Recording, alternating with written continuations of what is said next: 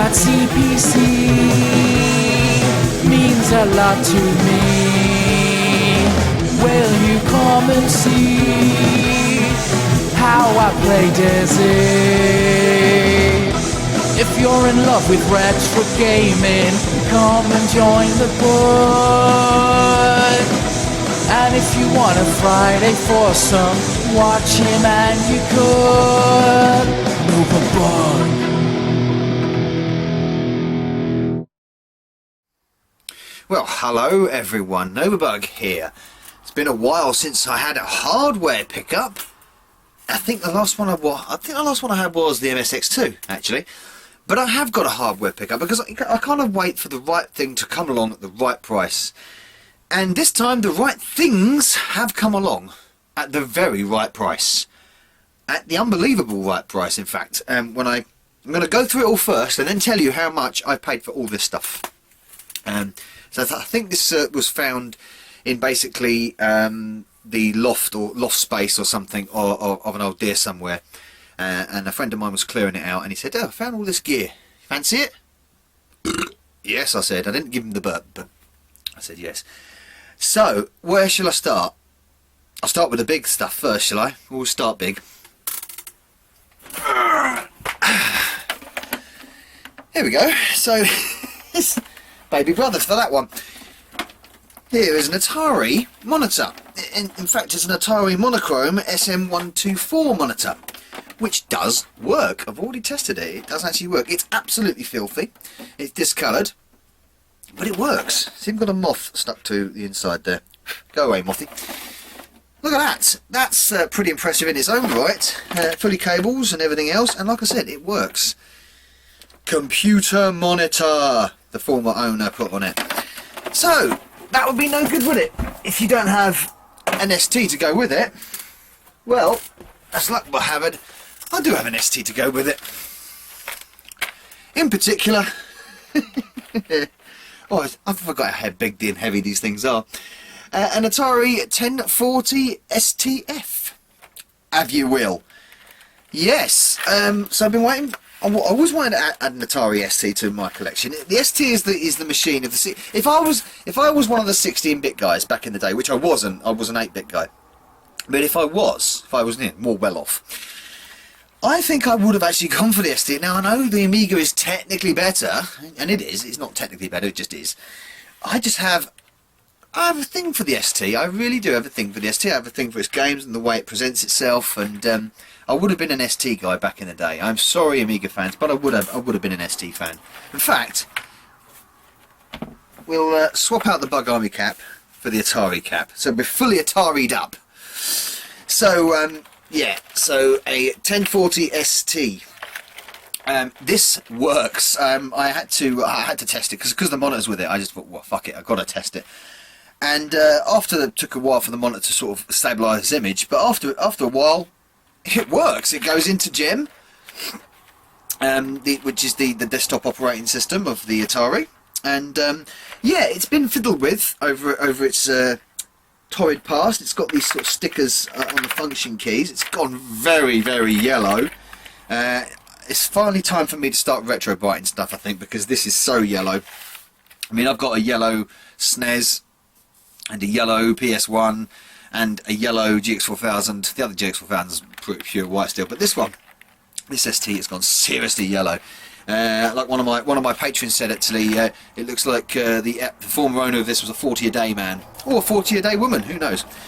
The floppy has been messed around with. I don't think that's the original floppy, because this bit has been cut. You can see this slight bit at the bottom has been cut, so I don't think this might be the original floppy drive.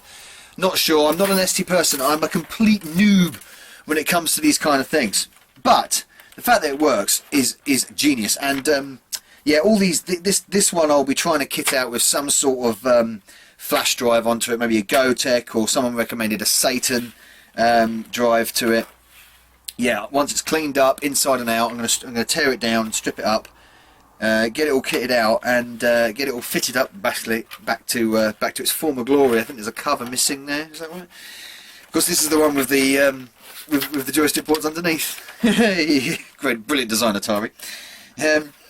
yeah, so I might get a flash drive fitted to this at some point, flash floppy, flash hard drive, whatever you can do. I'm not sure what you can do. I know you can fit Gotex to them, but I will be doing something along those lines as opposed to disking it.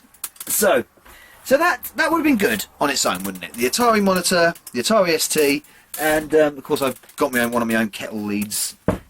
IEC lead. Also it came with these as well, which is any collectors, any Atari collectors out there. I won't want to be keeping these, but I'm sure that Atari collectors would like these. Copies of the musty smell on that. Proper retro smell, that. Whoo! Oh, I can taste the 54321s. So this is April, May, it doesn't say the year. Oh my god, look at the cut! Look at the way that's been cut! Oh my god, that's good. Something's gone wrong in the printing process there.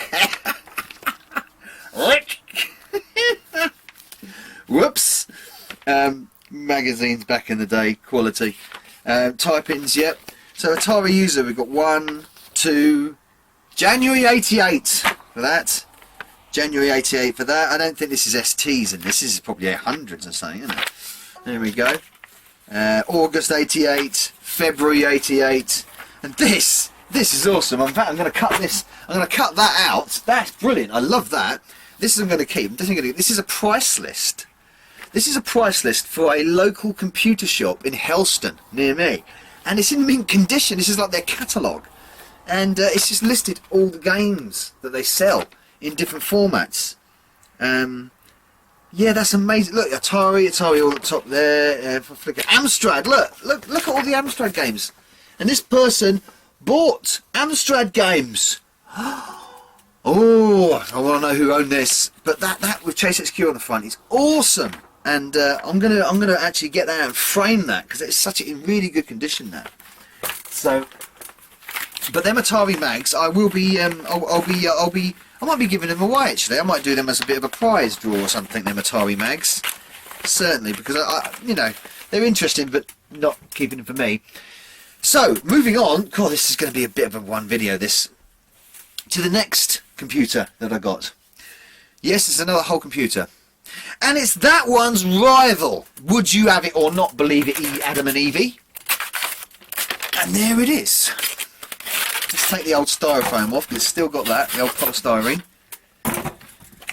An Amiga 1200, I have you. There we go. And this one it looks in better condition than the ST. It's not as yellowed, it's got some serious yellowing down here on some of the keys. The U key, for some reason, very yellowed.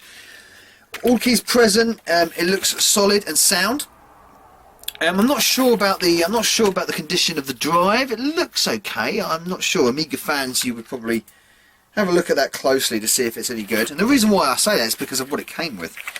So yeah, a Commodore Amiga A1200, amazing. And yeah, I've got a recommendation from Retro and Lim to fit a CF flash drive to this, so I can get all the games on it. That sounds great after I've given it a retro bite. Again, stripped down, fully cleaned out and everything. So, you've got your Amiga 1200, you've got your ST 1040. Where's the styrofoam pick on? So I want to keep it. Got a box for that as well. We've also got a Zydeck mouse, old rollable mouse. Look how big. What made me laugh is at how heavy and rotten that looks, but how heavy that ball is. Let's put a hole in my floor. I've got to clean this out big time. But this is good, this mouse, because the good thing about this mouse is it's got a little switch on it that switches between Amiga and Atari. If that works, that's really cool, because then I don't need to get a separate mouse. I can use a mouse on both.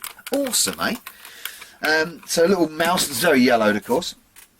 And then we've got a collection of stuff that goes with the Amiga. So we have an RF modulator, an A520 RF modulator. We have an external disk drive. Now, oh, hello. I picked up something else here with it. We have an external disk drive. This is, I think it's a third-party external disk drive, which was connected to it. Again, very yellow.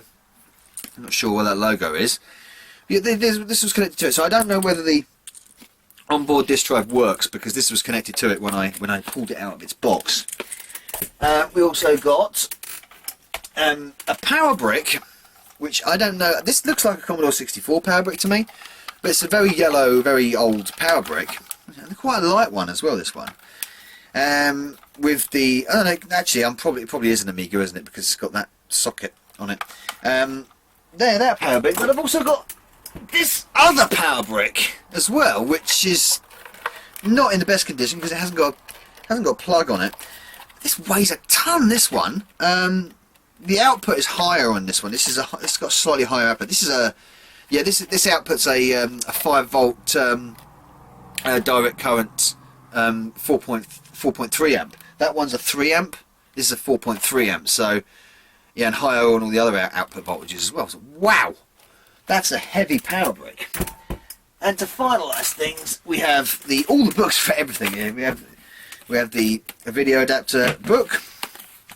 We have the Atari Amiga 1200 floppy only system user guide, or appendendum, should I say, user guide there. We've got the user guide to Workbench 3.0 and another user guide. 2 user guides? Yes, apparently we have 2 user guides. So maybe the 2 power bricks mean there was 2 Amigas at some point. Yeah, 2 user guides. Odd. And this is brilliant. All the little bits of software that come with it. So yeah, look at this. So you got the storage, whatever that means, extra storage, I'm guessing. Yeah, that's probably just a blank disc, is it? I don't know. Amiga fans tell me. Amiga extras, Workbench. That's probably one of the most important things to have. Amiga fonts, locale. Don't know what that is, and a spare disc up here, which could be a game. I bloody hope it is, because it could run a game. It just says Analogic Computers A1200. Don't know what that is, but that's a little collection of Workbench has disappeared down there. That's a nice little collection of discs there to get me going. So I'm gonna run it. I'm gonna boot it up and test it. Of course I am. But wow, all that, and then finally we've got 2 more things. It keeps going. We've got a little joystick, which is all a mini bug. The bug, which is pretty, appropriate for me. Some people love these joysticks, little mini bugs. Yeah, some people used to love these joysticks. But yeah, one of those, which is appropriate, like I say, very appropriate for me. And finally, where's it gone? There it is. An Amiga 32 an Amiga CD32 controller to go with it. Wow, and then to cap it all off, we've got the box for it, of course, as well. £1, apparently. The box isn't in A1 condition. It isn't in A1200 condition, but it's a box still, which is nice to sort of have a box for it. Yeah. So I've got the box, and I've got an Amiga and all that stuff there, the external disk drive, the mice, the Amiga CD32 controller, the ST monitor, and the ST. So I will give you 5 seconds to put your bets in now to say how much that will cost. And by the way, the Atari does work. I haven't checked the Amiga yet, but the Atari does work. So no, you're wrong. £40 for that lot. £40. Wow, brilliant, just wicked. I mean, I didn't even know what some of them were at one point when the guy said, "Oh, here, look at this." And I had to do a bit of research. I'm like, bloody hell, that, amazing. £40. Yeah, very, very good. I'm very happy with that. Like I say, the magazines, I'm going to be doing something with. I'm definitely going to frame that Joysticks and have it up here or something. That's a nice little poster to sort of create. But yeah, loads of stuff. Man, I'm just blown away by all this stuff. And now I just need help because I am, like I said, total noob when it comes to Amigas and STs. I'm more familiar with STs than I am with Amigas. But yeah, let's put the 2 rivals next to each other. Let's put them next to each other like that. Messy and juicy. That's what? Messy and juicy? I'm getting too excited over 16 bits. Like I said to a friend of mine earlier, I am so 8-bit. But I'm happy. I'm well happy. And I think that brings my system count now up to 20. So 20 systems of consoles and computers. And I've really got to start restoring some of them. And I'm going to start with these 2 because Always restoring the Amstrads. I'm so focused on doing Amstrads, which is fine, and I still will be. But these two I really do want to get restored up and working. Well, that one already works, but get them playing games. And I will be obviously doing videos to demonstrate the restoration of these and the progress and what I get for them and how I mod them. Because I haven't got any qualms about modding these kind of things. So yeah. What do you guys think about that little retro haul? I think it's rather good. So yeah, thank you for watching me waffle on about two old 16-bit systems. It's lovely to do a lot of waffle like this. I haven't done a waffle like this for a while, so it's good to chat away about systems and hardware and something for the collection. Just going to have a quick shout out to all my Bug Army, and thank you very much for all your great support. It's always appreciated. If you want to join the Bug Army, there is a link in the description box if you fancy that kind of stuff, where you can see me sort of like fiddling around with these behind closed doors. I've forgotten what I was going to say. But oh yeah, so one more thing. I got a cassette box as well. This came with them as well. A cassette box. So maybe that was to do with the Amstrad. That was the clues are there. The clues are there, as David Frost used to say. Or was it Lloyd Grossman? One or the other. But yeah, I'm going to put probably going to put one of the Amstrad sets in there. So thank you for. Don't do that, Novabug.